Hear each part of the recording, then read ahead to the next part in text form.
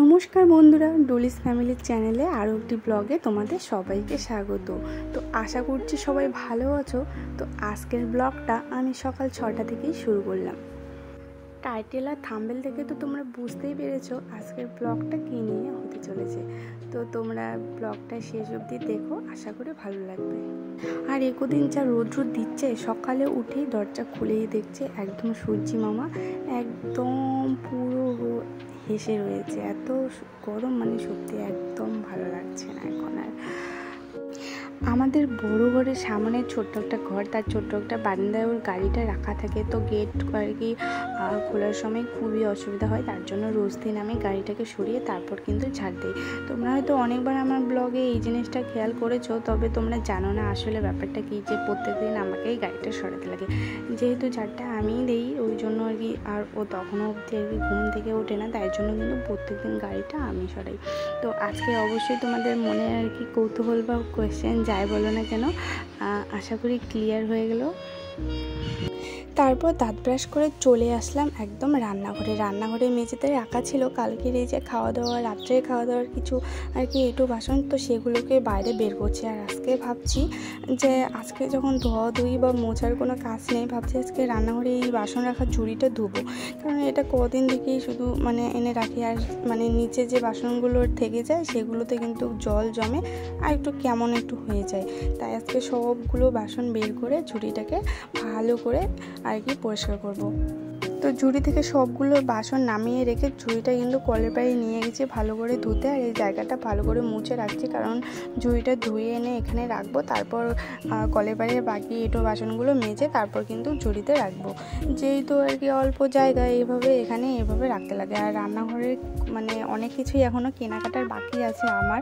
আর তোমরা তো জানোই আমি এখনও নতুন, তো কত কিছুই এখনও কেনাকাটা করিনি, যা আর কি ছিল আগের থেকে, তো সেটা দিয়ে বর্তমান চালিয়ে নিচ্ছি। এই পর্যায়ে একটু বলে রাখি, যারা আমার চ্যানেলে নতুন, এখনও পর্যন্ত চ্যানেলটিকে সাবস্ক্রাইব করেনি, তো সাবস্ক্রাইব করার অনুরোধ রইল। যদি আমার ইউটিউবের একজন সদস্য হতে চান, অবশ্যই কিন্তু সাবস্ক্রাইব করে পাশে থাকা বেল আইকনটি একটু বাজিয়ে দেবেন। তো অনেক ধন্যবাদ সবাইকে, যারা আগে থেকে আমাকে সাবস্ক্রাইব করে রেখেছো, তাদেরকে অসংখ্য ধন্যবাদ। আর সবাইকে ওয়েলকাম জানাচ্ছি আমার ছোট্ট পরিবারের নতুন সদস্য হওয়ার জন্য। তো আমার বাসন মাজা কমপ্লিট, সবগুলোকে জল ঝারিয়ে কিন্তু ঝুড়িতে রেখে দিয়েছি। এখন মেঝেটা আর কি একটু মুছে নিচ্ছি। আর আজকে জানো তো, আজকে কোনো আর কি জামা কাপড় কাছাকাছি নেই, কারণ কালকে অনেক কিছু ধুয়ে দিয়েছি আমি। আর এখন যা রৌদ্রু, যখন তখন ধুয়ে দিলে আর কি শুকিয়ে যায়, এত রৌদ্রু। তো দেখো আমি তারপর কিন্তু স্নান করে নেব। সকালে মোটামুটি আমার কাজ শেষ, এখন বাজে সকাল 8:30। আর রৌদ্রুটা দেখো একবার কী অবস্থা। তো আমার স্নান করা কমপ্লিট। আর আজকে একটু সকালেই স্নান করলাম, কেননা আজকে আমার বরমশাই বাড়িতেই আছে। ও আজকে আর কি যায়নি, সকালবেলা ওর যে কম্পিউটার ক্লাস থাকে সেখানে যায়নি। তো ভাবলাম সকালে আজকে একটু রুটি সবজি বানাবো। অন্যদিন আমার আর কি মুড়ি খাই বা অনেক কিছু করি, তো আজকে ও যেহেতু বাড়িতেই আছে তাই জন্য ভাবলাম আজকে একটু সকালেই রুটি সবজি করি।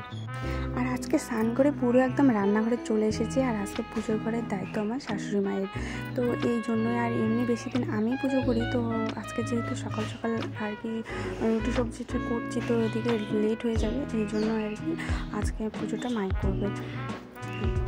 সবজিটা কেটে এদিকে কিন্তু বসিয়ে দিয়েছি আমি, আর আটাটা আগেই মেখে রেখেছিলাম। আর এদিকে তাওয়াটাও গরম হয়ে গেছে, এদিকে একটা করে বেলছি আর ভাজছি। আর আগে যখন আমি ওই বাড়িতে থাকতাম, মা কিন্তু আমাকে বেলে দিত আর আমি ভাজতাম। তো এখানে যেহেতু আমার একা সংসার, একা হাতে সব কিছু করতে লাগে, তো একাই করছি। দেখো বন্ধুরা, রুটিটা মানে পুরোপুরি গোল না হলেও কিন্তু গোল করার চেষ্টা করি। তো তোমাদের কার ভালো, একদম ভালো হয় গোল রুটি, অবশ্যই কিন্তু কমেন্ট করে জানিও। আর আমারটা কেমন হয়েছে সেটাও কিন্তু বলতে ভুলো না। অবশ্য আমি ভালো করার খুবই চেষ্টা করছি, তবে মনে হয় আস্তে আস্তে পেরে যাব। রুটি বাজার কমপ্লিট করে কিন্তু এখন আমার বরকে দেবো খেতে, কারণ ও খেয়ে দিয়ে যাবে একটু সবজি বাজার করতে, কারণ আজকে আমাদের সবজি বাজার ফুরিয়ে গেছে। আমাদের সবজি বাজার আলাদা দিনে হয় আর গালামাল খরচ আলাদা দিনে, এই ধরো ডাল তেল এসব কিছু। তো ও আর কি খাওয়ার সময় কিন্তু পেঁয়াজ আর লঙ্কাটা মানে ভাতের সাথে হোক বা রুটির সাথে হোক খেতে একটু পছন্দ করে। তাই দেখো ওর প্লেটটা কি সুন্দর করে আমি গুছিয়ে খেতে দিলাম। ও খাওয়া দাওয়ার পর তারপর কিন্তু আমরা সবাই খেয়ে নেব, সবাই বলবো আমি আর মা। কথা বলতে বলতে ও বাজারে গেল, আবার কিন্তু চলে আসলো। আর আজকে বাজার থেকে কি কি এনেছে সেটাই তোমাদের সঙ্গে শেয়ার করব। তো দেখো, এখানে এনেছে ঝিঙে, আলু, তারপর শসা, করলা, পটল, আর এই যে দেখো এটা হচ্ছিলো বইকচু বা কেউ অড়াইকচু বলে। আর লেবুটাকে দেখো একদম পেয়ারার মতো দেখতে, তাই না? আর এদিকে এনেছিল বাটা মাছ। তো এসবই আজকে রান্না হবে। তো চলো ভিডিওটা কন্টিনিউ করতে থাকো।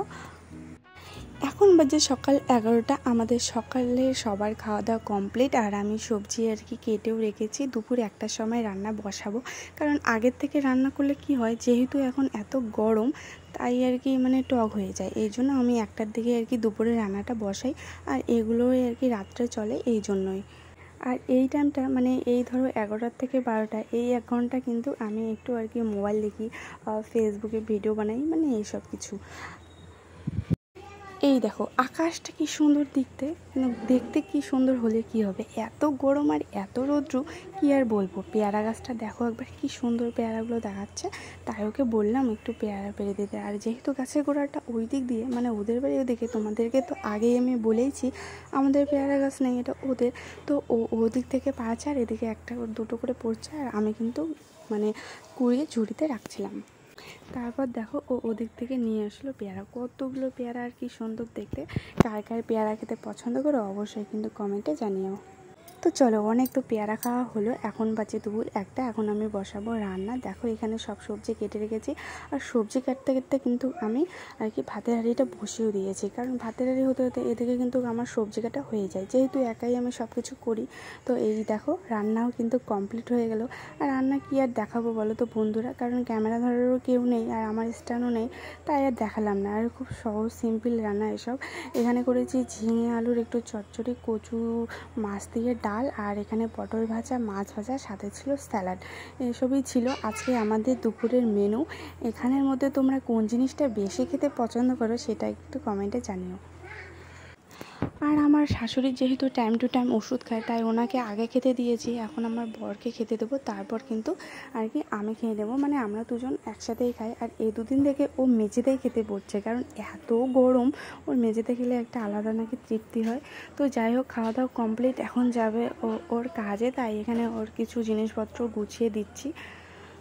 আর এটা তো সব বউদের কর্তব্য, ধর্ম, মানে এই আর কি সব কিছু আর কি হাতের কাছে এগিয়ে দিলে ওরও একটু সুবিধা হয়। আর যাতে কোনো জিনিস আর কি ভুলে না রেখে যায়। জানোই তো মানে যতই এখন রৌদ্র হোক গরম হোক, সব উপেক্ষা করে কিন্তু তাদের ডিউটিতে যেতেই লাগে, তাই না? তারপর দেখো ও চলে গেল। এখন তো ভীষণ গরম, তাই এখন আমি একটু স্নান করে নেব। কারণ আমি এই কদিন থেকে মানে প্রত্যেক দিনই সন্ধ্যাবেলা একবার স্নান করি, সকালবেলা তো স্নান করতেই লাগে। তো চলো একবারে তোমাদের সঙ্গে সন্ধ্যাবেলায় দেখা হবে। কারণ বিকেলে একটু ঘুরতেও যাব। ঘুরতে বলতে কি, এই তো বিকেলে মাঠের দিকে একটু যাব, তারপর আর কি স্নান করবো। তো চলো। সন্ধ্যা বাজে এখন 7টা। আর সন্ধ্যাবেলা কিছু টিফিন না করলে হয়। আর আমার শাশুড়ি মা যেহেতু চা খায় না, আমি আর ওর জন্য নিজের জন্য করি না। এখানে দেখো ঝুড়ি ভাজা বাড়িতে আনা ছিল, তাই ভাবলাম একটু ঝুড়ি ভাজা খেয়ে নেই। আর এই ঝুড়ি ভাজাগুলো খেতে আমার ভীষণ ভালো লাগে, তাই জন্য তো আমার বরমশাই আমার জন্য এনে রেখেছে। আর এইসব আর কি আমার শাশুড়ি খায় না, তাই আমি একাই বসে খেয়ে নিচ্ছি। আর এখন দেখো, এখন বাজে ঘড়িতে 9টা। তো আমার বর তো আসবে 10টার সময়, তাই ভাবলাম একটু ঘুমিয়ে নেই 1 ঘন্টা, যেহেতু অনেকটা টাইম আছে, তারপর রাতের খাওয়া দাওয়া হবে। এভাবেই আমার কিন্তু সারাটা দিন আর কি কেটে যায়।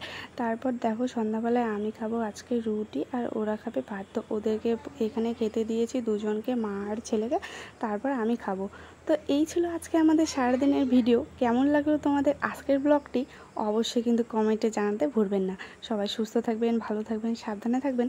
দেখা হবে নতুন আরেকটি ভিডিওতে। টাটা।